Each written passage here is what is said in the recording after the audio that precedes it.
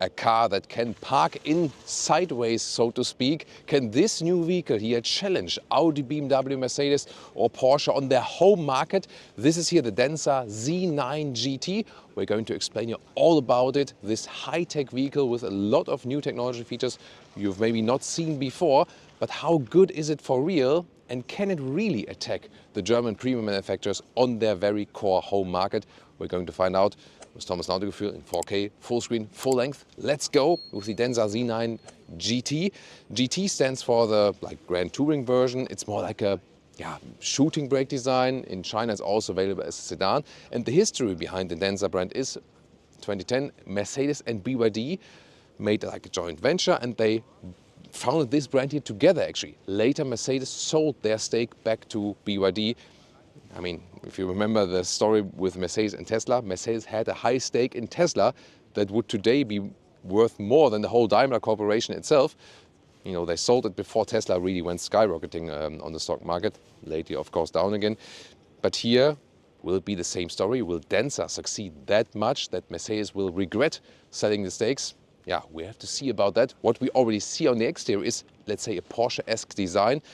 Wolfgang Egger, the head designer of BYD, was formerly an Audi designer, so German design basically of this vehicle as well. And you can see the Denza logo, this is what you see in the front. This one here is at 5 meters 20 or 205 inches. The Chinese market, they also have the classic sedan form.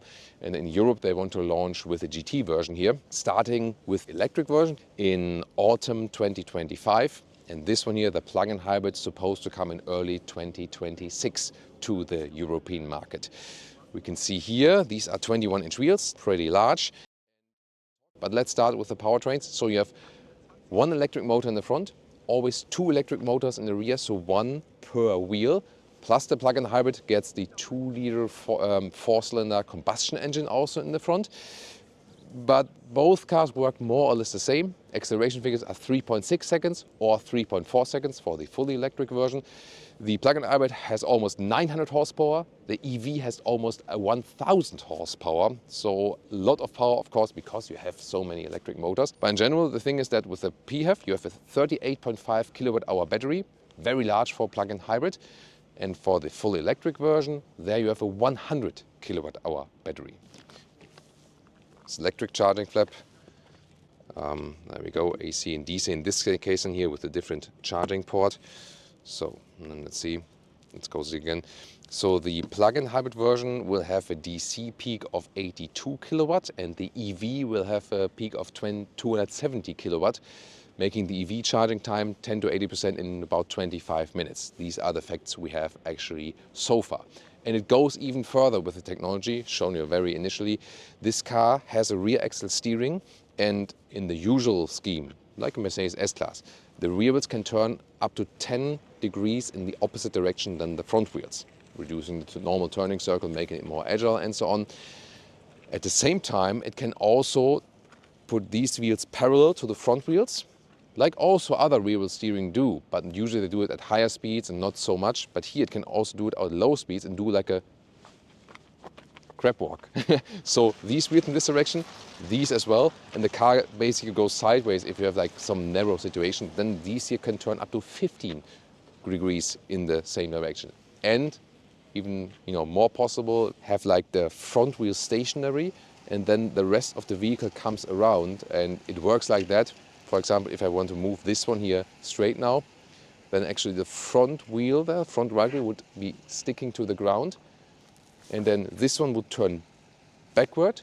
And on the other sides, the wheels would turn forward. And then it goes like this. So a lot of interesting technology behind this vehicle. And they really want to be, let's say, a technology leader. And of course, also in design, this here should remind you of like a sand clock. But definitely very interesting. And one more function that is actually possible, when you hit like an emergency braking, then the wheels can also turn inward both. Like, when you turn the rear wheels like this, is like an additional braking force you apply. And by the way, that also gets a standard air suspension. Let's see if it has a frunk or not. Okay, I fooled you guys. because this one, as I said, is the plug-in hybrid. That's why it doesn't have a frunk. So I would suppose that the electric version does have a frunk there. But here, as I said, the 2-liter 4-cylinder in that plug-in hybrid version, and yeah, at 100 kilometers an hour, it directly attaches to the wheels if you keep it like steady, for example.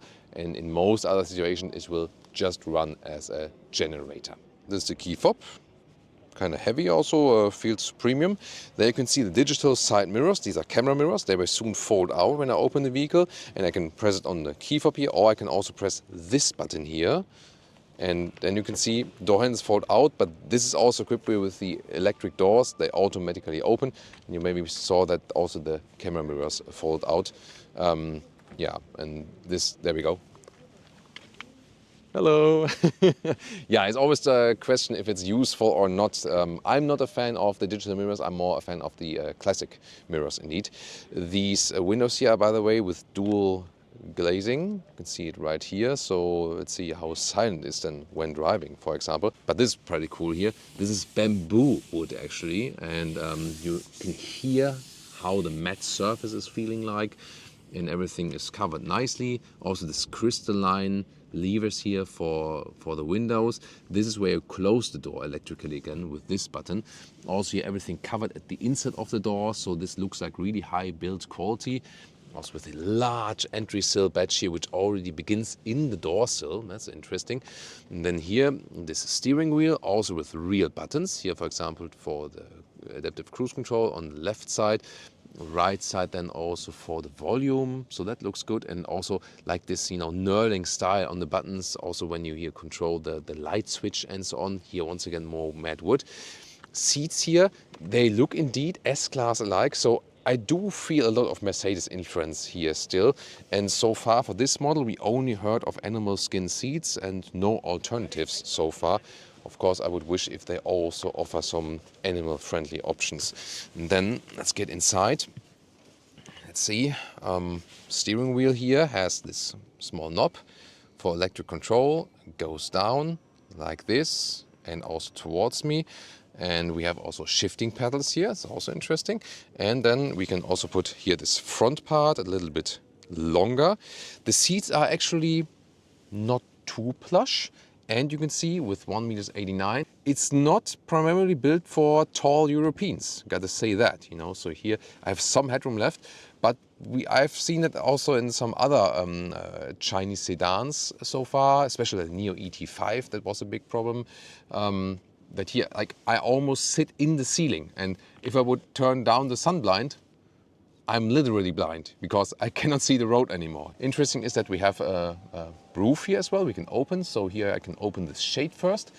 It is a split thing. So there we go. I can open the front one and the rear one. And that's about it. So there's just this shade here. But at least it's like a real button. So this is what I really appreciate about this vehicle.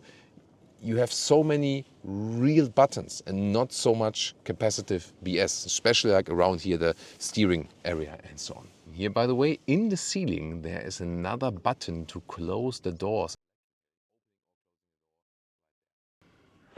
And as another door closing option, I can just hit the brake. That's a good thing Oh, interesting. Then Michelle's door is closing as well. Oh, yeah, it was fun, even funnier for me now because I could see Michelle being pushed against the vehicle. But interesting, we haven't seen that both doors actually close with hitting the brake. But I mean, in general, it does make sense. And what's also actually pretty cool here, even if all 4 doors are opened and I hit the brake, look at that, all doors close at the same time. So once again here, welcome to this cockpit. You now see the experience here in the front.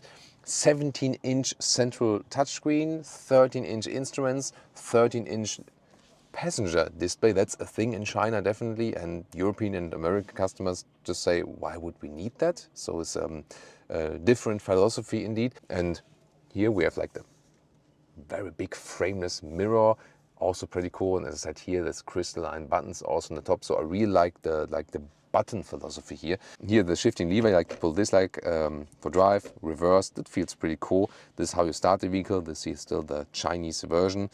And this was very interesting here, the E3 button, because there you can trigger these special commands. So I'm going to show that to you. Here, adaptive cup holders, that's nice. And this vehicle is equipped with 2 fridges. You can also here set the temperature for the fridge. There we go. So you can also set heating. So it can be a heat box or a cooling box. And there we go. This is like fridge number 1, and it's really very cold here inside. It's really freezing, -6 degrees. Can also open it from my side. But yeah, as I said, you can also heat it, so you can maybe even heat your food in there or something like that. Very interesting. In the front here, inductive charging pads on both sides. It's not cooled though, so the phones might overheat. And when I hit now this E3 button, then you can see on the screen I have the special rear wheel steering functions. For example, here the crab walk I can activate here, that the car can like drive sideways, so to speak, like around an obstacle, or also this so-called PCT. There the car can be moved around in a circle, you know, like where the front wheel is getting sticky, and then you move it around, or you can also, you know, like park in the car with that. So very interesting functions.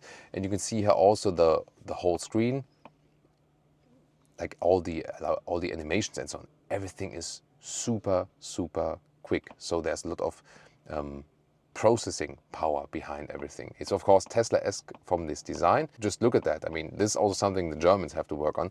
When I click something, it's there like immediately. There's no loading time. Only here the temperature is once again in the lower part. Yeah, so there's no physical dial for temperature. Let's look here at the glove box part. Pressing it here, and this slot here is actually a slot for a microphone. And then activate a karaoke mode in the display and then start singing. That's also a big thing in China. They are really into karaoke. Also in some other countries in Asia, of course, that are really into karaoke. And the driver POV, once again here with the real buttons. Then we have the digital instruments. You can also adjust some things in there, what you want to see and so on. Speed, then top part. There you can also see for the plug-in hybrid the battery status plus the petrol, and then it says here almost 1,000 kilometers of range in total. Very interesting. And you also get a head-up display, which I've set at the moment to snow mode, that you can see it better a little bit. Now the rear luxury experience. Here also in the rear we have the dual glazed windows. You can also lower them right here. There we go. And then you can see it here. So that looks very nice. Also once again with a nice wood at the inside of the doors. Put it up again. There we go. Also this covering at the inside of the doors again. By the way, these are also the emergency locks here for the doors when you want to manually open them. And then what we can do here on this chauffeur side, let's move the seat as forward as possible and see how much space we got, and also how much the seat is going forward and upward and so on. So let's see. That seems to be it. And I mean, yeah. Look at that. I mean, this is a lot of space. And here, these are the controls then to control the front part of the seat and the back part. I can better show you that on the other side. So there we go. And then when I'm sitting here, I can here put the lower part a little bit longer. So that's actually a pretty cool function. And here then also the back part of the seat can be moved more upright or more in a sleeping position. You can also put down these mirrors here. They're very beautiful. Have this LED illumination around. So that's also cool for the, I mean, there we go. Yeah, it's adjustable that you can see yourself as well. Yeah, there we go. So that's a nice luxury feature. And as I said here, this one can be like separately closed, for example. Another door opener also here for the rear seats, that you can press this one and then open and close the door here as well. And then we come the middle part here. First of all, here in the front, it's a climate unit, and then underneath, it's like a description of what you see, because it's hard to really see it from eye level. That's why you see like here the description, what you can actually find there. It's interesting.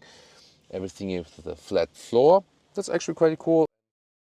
And then even more interesting is here, the middle part. You can use it as a seat, but it's, yeah, that is kind of stiff. It's more about folding this one down here. Then you have cup holders. Yeah, this is what you see, what can happen to bright animal skin pretty quickly. And here you have the second fridge. There we go. This once again really cold. this can also be heated if you like, you know, so, and this can also be colder. So you can also adjust the temperature quite easily here. So yeah, very interesting. Let's take a look at the trunk or the boot. Electric hatch here.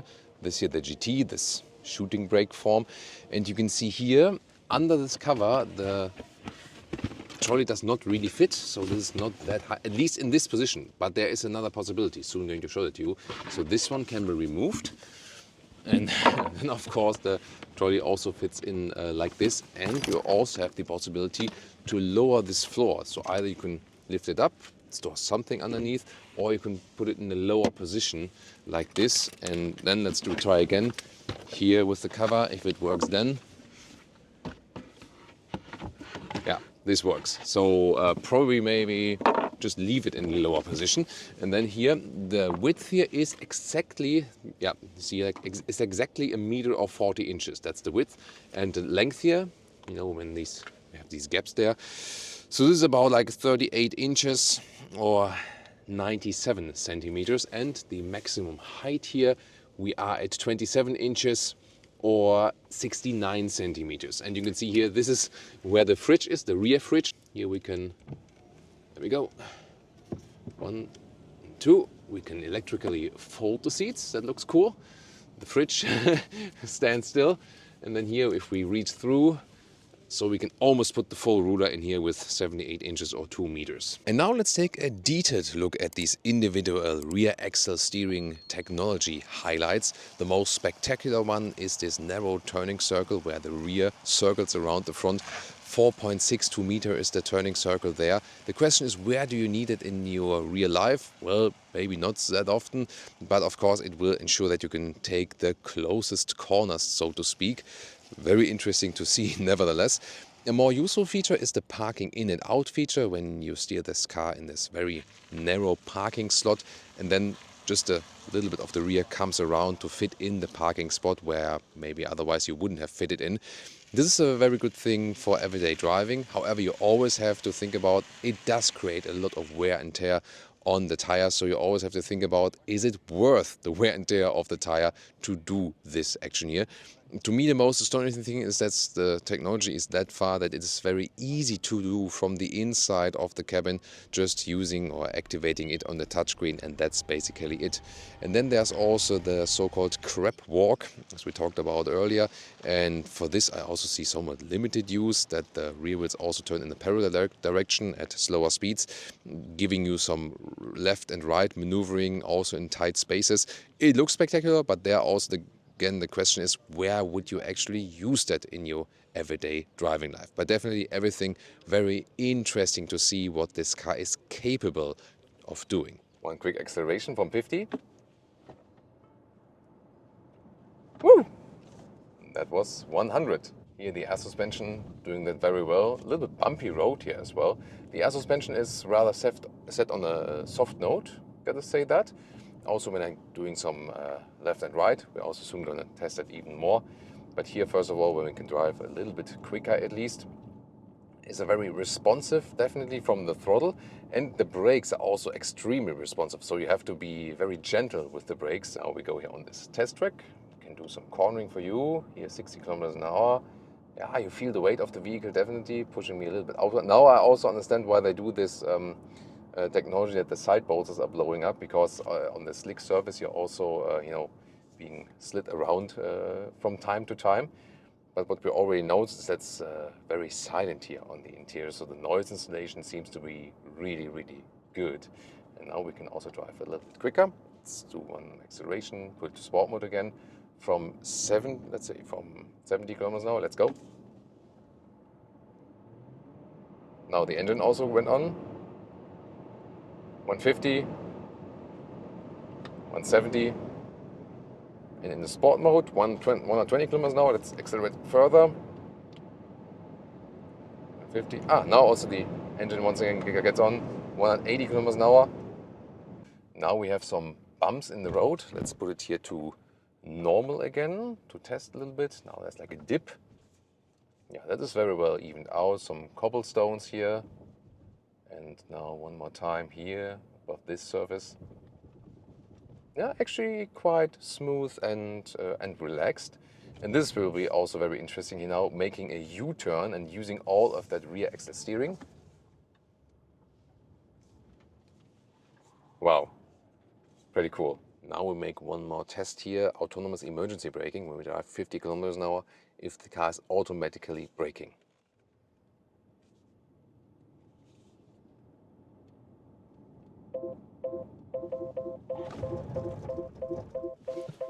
Woo!